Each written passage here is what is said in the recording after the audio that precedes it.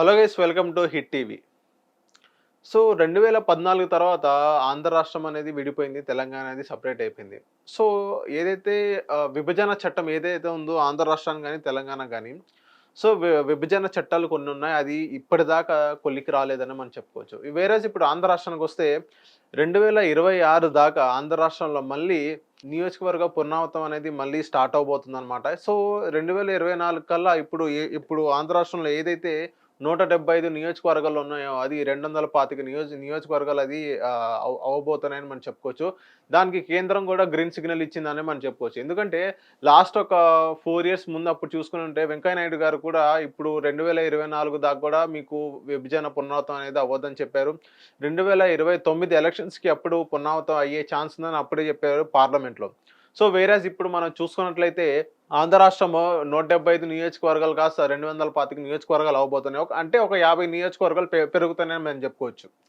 So ఇప్పుడు ఎవరికి మంచి ఈ నియోజకవర్గ పునరావృతం ఎలా అయ్యిద్ది? సో ఎప్పుడైతే సెన్సెక్స్ తీసుకోవాలి అంటే జనాభా లెక్కలు తీసుకోవాలి. ఆంధ్ర రాష్ట్రం మొత్తం ఒక సర్వే చేయాలి. జనాభా లెక్కలు ఎంత జనాభా ఉందో దానికి కాలిక్యులేషన్ చేస్తే అప్పుడు నియోజకవర్గ పునరావృతం అనేది వాళ్ళు వాళ్ళు చేయాలన్నమాట. సో ఇదొక లెంథీ ప్రాసెస్ అని చెప్పుకోవచ్చు. ఎందుకంటే చాలా లెంథీ ప్రాసెస్. ఇప్పుడు ఆంధ్ర రాష్ట్రం మొత్తం మనం జనాభా లెక్కలెయ్యాలంటే అది చిన్న విషయం కాదు. మినిమమ్ ఒక 6-7 మంత్స్ అంటూ టైం పట్టిద్ది. సో దీనికి కేంద్రం అనేది గ్రీన్ సిగ్నల్ ఇచ్చిందే మనకి సమాచారం వస్తుంది మా దగ్గరికి. సో ఏదైతే అప్పుడు వెంకయ్య నాయుడు గారు ఎప్పుడైతే ఆయన చెప్పారో 2024 కూడా మీకు విభజన నియోజకవర్గ పునరావృతం అనేది మీకు అవ్వదు అని చెప్పి అప్పుడే వెంకయ్య నాయుడు గారు చెప్పారు. మళ్ళీ ఇప్పుడు 2026 కల్లా అయిపోయిద్దని కేంద్రం నుంచి మనకి గ్రీన్ సిగ్నల్ అనేది రావడం జరిగింది. సో వేరేస్ మనం చూసుకున్నట్లయితే ఇప్పుడు ఎవరికి మంచిది? పునరావృతం చేస్తే ఎవరికి మంచిది? 2 పార్టీలకి మంచిదే. ఎందుకంటే కొత్త నాయకులనేది బయటకొస్తారు నియోజకవర్గ పునరావృతం అయితే. ఎందుకంటే ఇప్పుడు నాయకులనేది అటు వేరేస్ టీడీపీ గాని, ఇప్పుడు వైసీపీ గాని, కూటమికి గాని సో చాలామంది ఎమ్మెల్యే సీట్స్ అనేది త్యాగం చేశారు. ఎగ్జాంపుల్ దేవినేని ఉమా గాని వీళ్ళందరూ సో ఎవరికి లాభం అంటే ఇరు పార్టీలకి లాభమనే చెప్పుకోవచ్చు. వేరేస్ ఇప్పుడు కొత్త నాయకులొస్తారు. వేరేస్ ఇప్పుడు ఎమ్మెల్యే సీట్ కూడా త్యాగం చేసినోళ్ళు చాలామందున్నారు. వేరేస్ ఇప్పుడు కూటమిలో గాని, వైఎస్ఆర్‌సీపీలో గాని. సో ఎగ్జాంపుల్ మనం చూసుకున్నట్లయితే దేవినేని ఉమ, అటు పిఠాపురంలో చూసుకుంటే వర్మ గారు. సో ఇలా చాలామంది వాళ్ళ నియోజకవర్గాలనేది వాళ్ళు కాన్స్టిట్యూషన్ అనేది వాళ్ళు త్యాగం చేయడం జరిగింది. సో ఇలా మనం చూసుకున్నట్లయితే ఇరు పార్టీలకి మనకి ఇద్దరికీ లాభం అనే చెప్పుకోవచ్చు. ఎవరికి ఎక్కువ లాభం అంటే కూటమికి వాళ్ళకే లాభం అని చెప్పుకోవచ్చు. ఎందుకంటే వాళ్ళే అధికారంలో ఉన్నారు కాబట్టి. సో ఎలా లాభం అంటే కొన్ని రిజర్వ్ నియోజకవర్గాలున్నాయి. రిజర్వ్ నియోజకవర్గాల్లో వాళ్ళకి అనుకూలంగా ఏ పార్టీ అయితే గెలుచుకుంటారో వాళ్ళకి అనుకూలంగా ఆ రిజర్వ్ పెట్టే అవకాశాలున్నాయి.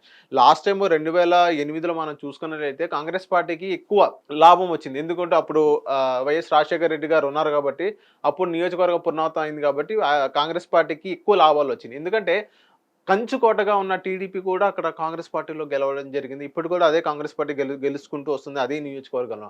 సో ఇప్పుడు వేరేస్ టీడీపీ దగ్గరకొస్తే ఇప్పుడు వాళ్ళ దగ్గర నియోజకవర్గాల్లో మొత్తం వాళ్ళ చేతిలో ఉన్నది కాబట్టి ఏ నియోజకవర్గాల్లో ఏ రిజర్వ్ పెట్టాలనేది వాళ్ళకి బాగా తెలుసు. అంటే వాళ్ళకి చాలా హెల్ప్ అయితే ఫ్యూచర్ టీడీపీలో అన్నమాట.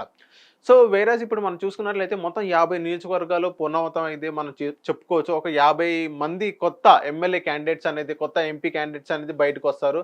సో నెక్స్ట్ 2029 ఎలక్షన్స్ అనేది చాలా టఫ్ అని మనం చెప్పుకోవచ్చు. ఎందుకంటే నియోజకవర్గ పునరావృతం ఇది వేరేస్ జగన్మోహన్ రెడ్డి గారు చూసుకుంటే ఆయన పాదయాత్ర చేస్తారు. షర్మిల గారు చూసుకుంటే ఆమె కూడా పాదయాత్ర చేస్తారు.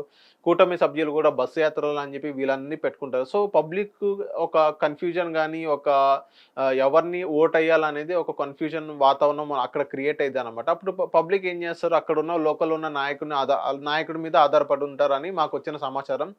సో వేరేస్ మనం చూసుకున్నట్లయితే ఇప్పుడు నియోజకవర్గ పునరావృతం అనేది చాలా మంచిది అని చెప్పుకోవచ్చు.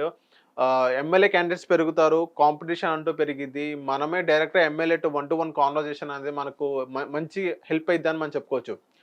సో ఇప్పుడు మనం చూసుకుందాం 2024 ఎండింగ్ కల్లా మనకి మొత్తం ఒక పిక్చర్ అంటూ క్లారిటీ వచ్చిద్ది. ఏరియాలో నియోజకవర్గాలు ఉంటాయి, ఎన్ని మండలాలు ఉంటాయి, ఎన్ని గ్రామాలు ఉంటాయి అనేది మనం ఒకసారి 26 మధ్యలో సెప్టెంబర్, అక్టోబర్ ఆ టైంలో మనకంటూ ఒక క్లారిటీ వచ్చిద్ది.